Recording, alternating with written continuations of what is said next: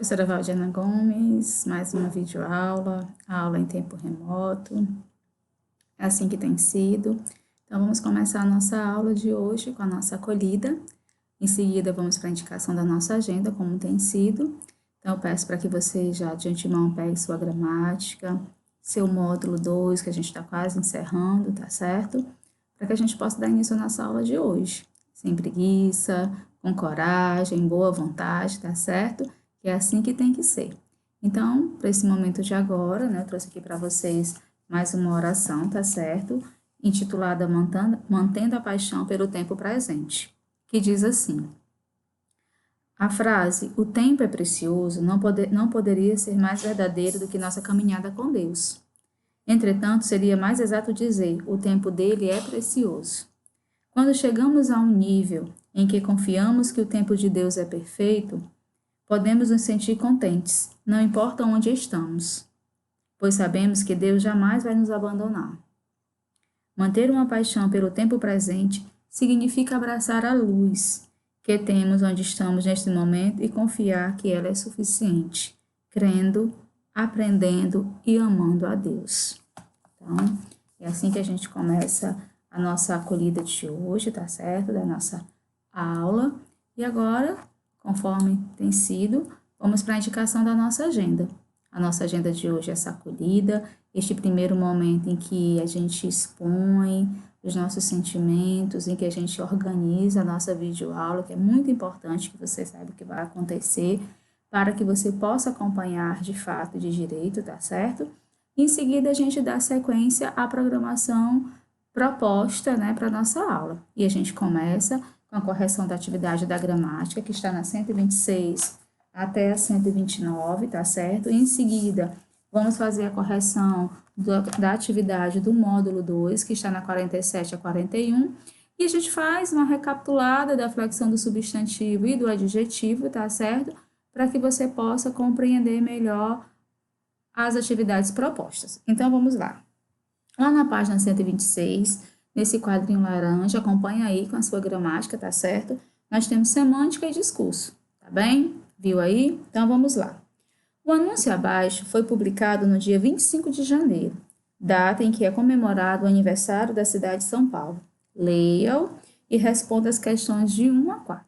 Então, a questão, ela te dá, né, toda a orientação do que é, contextualiza, explica, tá certo? E pede para que você faça o reconhecimento. Aí você vai e lê, né? Quem nasce em São Paulo é espanhol, gaúcho, italiano, mineiro, sul-africano, norte-americano, pernambucano, japonês, cearense, libanês e também paulistano. É apressado, gentil, determinado, elegante, forte, cordial, trabalhador, solidário e também paulistano. Dizem que 30% das pessoas que moram em São Paulo não nasceram em São Paulo, mas não importa. Foi nesta cidade que nasceu o sonho de uma vida melhor para todas essas pessoas. Elas acolheram e foram acolhidas por esta cidade, ajudaram e foram ajudadas por esta cidade. Por isso, não precisa nascer em São Paulo para ser paulista. Basta ter sonho, esperança e um grande coração. Parabéns, São Paulo, pelos 453 anos. Uma homenagem da AS Eletropaulo, mais energia na vida da cidade. Muito bem.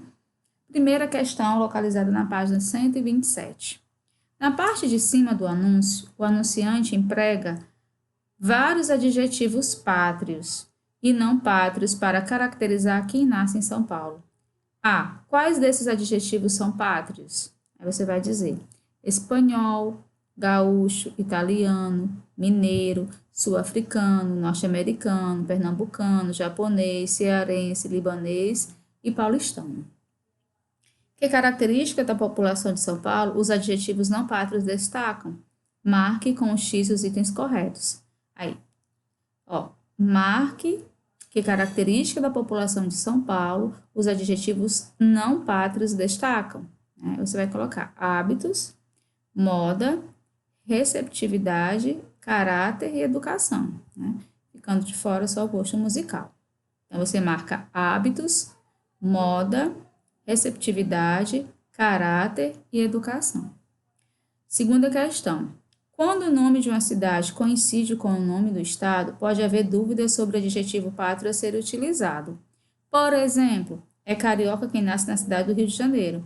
Já quem nasce no estado do Rio é fluminense. A. Que adjetivo é utilizado para caracterizar quem nasce no estado de São Paulo e na cidade de São Paulo? Quem nasce no estado de São Paulo é paulista. Quem nasce na cidade de São Paulo é paulistano. Certo? Interprete. Por que então, segundo o anúncio, quem nasce em São Paulo é espanhol, gaúcho, italiano, etc.? O anúncio, ele dá a entender que, além dos paulistanos, a cidade também é formada por muitos migrantes e imigrantes, certo? Repetindo, o anúncio dá a entender que, além dos paulistanos, a cidade também é formada por muitos migrantes e imigrantes. Tá bom? Que frase do parágrafo, iniciada após a enumeração dos adjetivos, resume e confirma a sua resposta anterior? Por isso, não precisa nascer em São Paulo para ser paulistano. Certo? Então, de novo, por isso, não precisa nascer em São Paulo para ser paulistano. Terceira questão. Se, de acordo com o anúncio, não é preciso ter nascido em São Paulo para ser paulistano, então o que une e iguala todos os habitantes dessa cidade? O que une? O que é determinante para se arriscar a morar em outra cidade? Aí você vai ver lá, né, no anúncio. O sonho de uma vida melhor para todos, a esperança e um grande coração. Então, o sonho de uma vida melhor para todos, a esperança e um grande coração. Na parte de baixo do anúncio se lê: uma homenagem da AES Eletropaulo, mais energia na vida da cidade. Eletropaulo é a empresa responsável pelo fornecimento de energia elétrica à cidade de São Paulo. A. Que sentidos tem a expressão mais energia na vida da cidade no contexto? Tem o sentido de que a Eletropaulo está fornecendo energia elétrica à cidade e, ao mesmo tempo, de que esse fornecimento é o que dá à cidade firmeza, força e vigor, certo? Tem o sentido de que a Eletropaulo está fornecendo energia elétrica à cidade e, ao mesmo tempo, de que esse fornecimento é o que dá à cidade firmeza, força e vigor, certo? Aí nós vamos aí para a página 128, item B. Levante hipótese. Com que finalidade a empresa anunciante presta esta homenagem à cidade? Aí você pode, né, dentro do que você respondeu, que é uma sugestão para quem não fez ou para alguém que tenha tido dificuldade, você vai dizer como a empresa fornece energia à cidade, ela também é paulistana, como os imigrantes. Para melhorar a imagem da empresa junto ao consumidor, né, pode ser uma resposta. Para transmitir a impressão de que a Eletropaulo, assim como os paulistanos, tem um sonho de uma vida melhor, que pode favorecer essa vida melhor. Então, você organiza a sua resposta. A quinta questão pede para comparar estas frases. Nelson não é gordo. Nelson é magro. Que diferença de sentido há entre elas? Você vai dizer, na primeira frase, a intenção é afirmar que Nelson não chega a ser gordo, mas também não é magro. Na segunda, a intenção é dizer que ele é magro mesmo, sem nenhuma dúvida. Sexta, observe o emprego dos adjetivos destacados nestes pares de frases. A noiva estava bonita. A noiva estava linda. A noiva estava bonitinha. A noiva estava bonitona. No primeiro par, qual é a diferença entre estar bonita e estar linda? Aí você vai dizer, né, que embora os adjetivos sejam sinônimos, o adjetivo linda parece ser mais afetuoso, né, mais próximo. Então, além do sentido de beleza, né, que bonita expressa, tá certo? Então, você vai dizer que linda, ele destaca mais, ele enfatiza mais essa beleza, tá bom? C. No segundo par, qual a diferença entre estar bonitona e estar bonitinha? O adjetivo bonitona, além de ter o sentido de muito bonita, acrescenta também a ideia de vistosa, de que a pessoa se destaca. Já bonitinha pode ter um valor afetivo ou não muito positivo, ou seja, a noiva não chegava a estar bonita, né? Então, depende de como foi dito, do contexto, tá certo? 7. Às vezes, a posição do adjetivo na frase altera o seu significado. Dê o significado dos adjetivos destacados nas frases a seguir. Luiz é um velho amigo que conheço desde a infância. Velho aí tem o sentido de antigo. Luiz é um amigo velho, mas com muita saúde e disposição. Aí ele é um idoso. No 6º ano, eu tive uma grande professora que era muito simpática. Grande professora, quer dizer, uma professora que ensinava bem. No 6º ano, eu tive uma professora que era grande e muito simpática. Aí está no sentido de que ela era alta. Aí nós vamos para a página 129, a 8ª questão, que diz o seguinte: imagine, 6º ano, a seguinte situação. Veja bem, um garoto recebe o amigo em casa para jogar um novo videogame. Conversam sobre o equipamento, sobre outros assuntos do cotidiano. Leia o diálogo entre eles, observando o emprego dos adjetivos bolado e irado. Depois, substitua esses adjetivos por palavras e expressões de sentido equivalente ao que tem cada uma das situações em que foram empregados. Olha aí. E aí, mano? Beleza? Beleza. Olha a máquina. Irada. Muito legal. Interessante. Tô bolado. Do lado, confuso. O que você aprontou? Sabe a Dani? Tá irada comigo. Brava. Por quê? Fiquei zoando com ela no intervalo. Acho que ela ficou bolada. E chateada. Chega na mina e troca um lero. Pede desculpas. Ideia irada, cara. Ou seja, muito boa. Esse game é muito irado. Muito excitante, estimulante. Gostou, cara? Demais. Eu também fiquei bolado dia desses. Preocupado. Ah, é? Minha mãe ficou irada com a minha nota. Furiosa. E aí? Estudei o fim de semana inteiro, mas valeu. Recuperei a nota. Irado. Muito bom. Então, as palavras que completam aí ao lado de irada. Muito legal, interessante. Tô bolado. Confuso. Tá irada comigo? Brava. Ficou bolada? Ficou chateada. Ideia irada, cara. Muito boa. Irado, excitante. Bolado, preocupado. Minha nota, furiosa. Irado, muito bom. Abaixo estão relacionados alguns significados de palavras. Descubra o adjetivo correspondente a cada um deles e escreva-o no diagrama abaixo, na horizontal com letra de forma, um embaixo do outro. As primeiras letras de cada palavra lidas na vertical deverão formar um adjetivo com sentido de leve, delicado e agradável. Então, vamos lá. Está daquele que suou? Suado. Primeira palavra, suado. Meio molhado? Úmido. Que é agradável, amoroso? Afável. Que é muito rápido? Veloz. Que está oculto? Escondido. Então, essa foi a atividade, da página 129. E na sequência da correção, a gente inicia agora na página 47 a 51. Então, na 47, estudo da língua, tá certo? Ele fala do adjetivo, E a gente começa.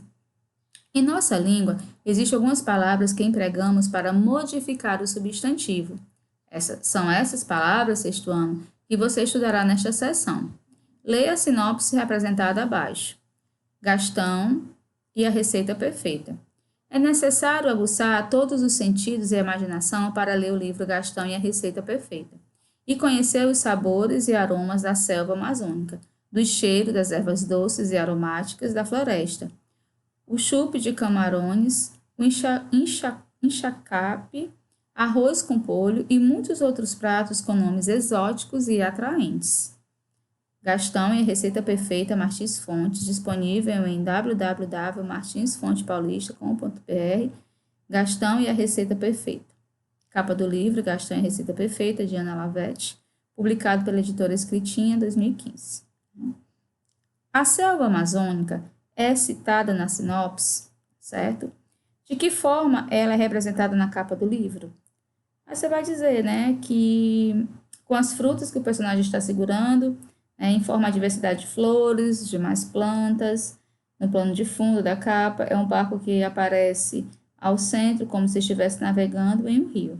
Então, A gente vai dizer que, por meio de algumas imagens que compõem a capa, como as frutas que o personagem está segurando, a diversidade de flores e demais plantas no fundo. Desculpa, gente. É um barco que aparece ao centro como se estivesse navegando em um rio, tá bom? Então vamos lá. No título do livro é destacada uma característica da palavra receita. Que característica é essa? Tá lá, né? Receita perfeita. Encontre e contorne no texto os adjetivos que se referem aos substantivos ervas e nome. Então vamos lá. Ervas, né? Doces e aromáticas. E qual é o outro?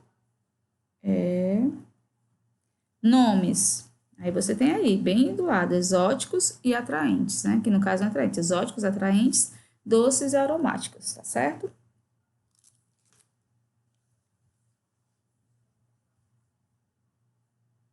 D. Agora, assinale a alternativa correta quanto à função dessas palavras.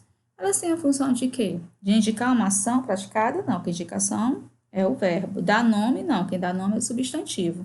Atribuir característica é um substantivo? Exatamente, quem faz isso é o adjetivo. Portanto, a gente conclui assim, sexto ano, que adjetivo é a palavra que modifica o substantivo, atribuindo-lhe características relacionadas, por exemplo, à aparência, à beleza, aos defeitos, ao tamanho ou aos jeitos de ser, certo?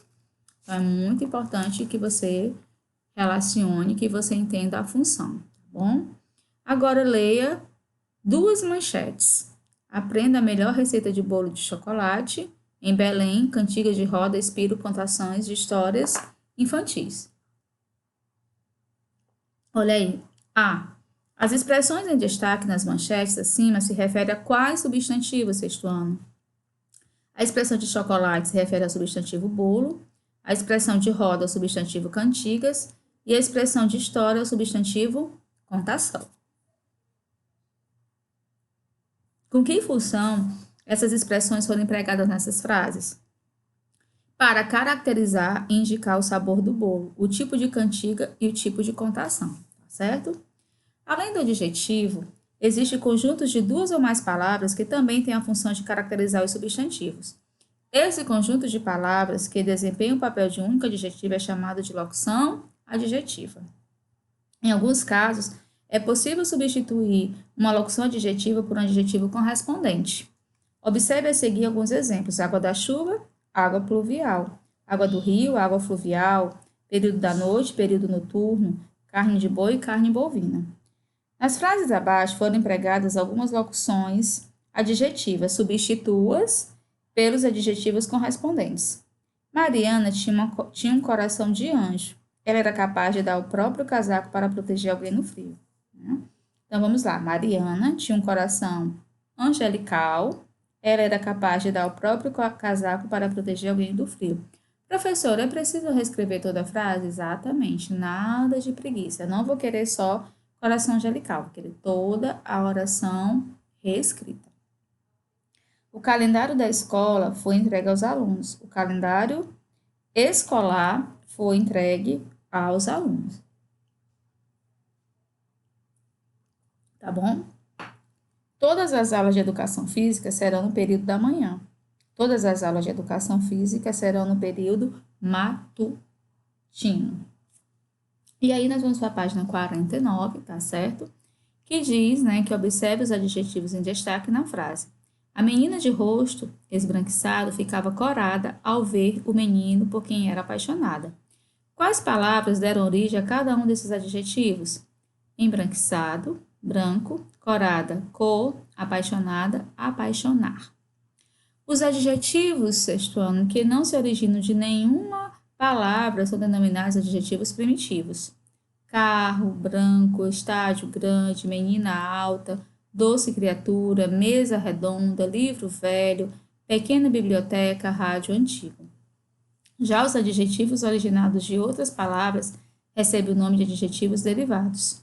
Futebol brasileiro, café adocicado, homem envelhecido, coração amargurado. Bom? Aí nós temos aí adjetivo simples e adjetivo composto. Ligue as palavras das duas colunas formando adjetivos. Depois escreva nas linhas abaixo. Aí, ó. norte, americano, azul, marinho, castanho, claro, mal educado, bem humorado. Os adjetivos formados por apenas uma palavra são denominados adjetivos simples. Exemplo, céu fechado, água pesada, roupa colorida. Já os adjetivos formados por mais de uma palavra são chamados de adjetivos compostos. Roupa azul marinho, luta greco-romana, cultura luso-brasileira, certo? E assim, 47. A gente vai agora para a página 50, tá certo? Pode ler a 49 e a gente responde a primeira. Observe a capa dos livros e responda. A quais estados a palavra gaúcho, baiana e mineira se referem? Gaúcha se refere ao estado do Rio Grande do Sul, baiana ao estado da Bahia e mineira a Minas Gerais, certo? Então, veja aí, gaúcha, referência ao estado do Rio Grande do Sul, baiana ao estado da Bahia e mineira a Minas Gerais. Alguns adjetivos são empregados para fazer referência a países, estados, localidades, indicando o lugar de origem do ser. Esses adjetivos são conhecidos como adjetivos pátrios, certo? Exemplos: cozinha gaúcha, praia baiana, avó mineira, tá bom? Assim como o substantivo, os adjetivos também sofrem flexão de gênero e número. Leia a introdução de manual de montagem. A. Os adjetivos em destaque se referem a quais substantivos? Aí, o adjetivo próximo se refere ao posto de gasolina e o adjetivo básicas às ferramentas.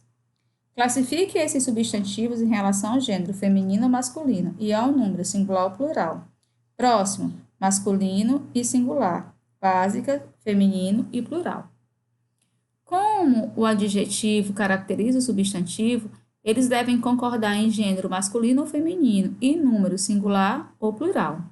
Geralmente, forma-se o feminino do adjetivo por meio da troca do artigo o pelo a ou do acréscimo de a, certo? No final da palavra. Outros adjetivos, eles apresentam a única forma para o masculino e para o feminino, como estressante, a época estressante, o ano estressante. Fácil, a atividade fácil, o exercício fácil. Já o plural, geralmente é formado com o acréscimo do S no final da palavra no singular. No entanto, alguns adjetivos não seguem essas regras, como mal, má, europeu, europeia, bons, pois. Escreva outros adjetivos que podem ser empregados no lugar dos adjetivos destacados nas frases a seguir, sem alterar o sentido delas. Olha aí. O avô contou uma história breve para seus netos, rápida, curta. Aquele jovem alegre caminhava pela rua toda manhã, bem-humorado, animado. No fim de semana visitamos uma bela região de nossa cidade, bonita, famosa. Reescreva as frases substituindo as locuções adjetivas abaixo por um adjetivo correspondente. A. Hoje teremos muitas tarefas da escola para fazer. Hoje teremos muitas tarefas escolares para fazer. Meu irmão gosta muito de comer carne de boi. Meu irmão gosta muito de comer carne bovina. Escreva o adjetivo pátrio referente aos lugares a seguir. Brasil, brasileiro, brasileira. Amazonas, amazonense. Rio Branco, rio branquense. América do Sul, sul-americano. Bom? E a gente encerra assim, a nossa correção.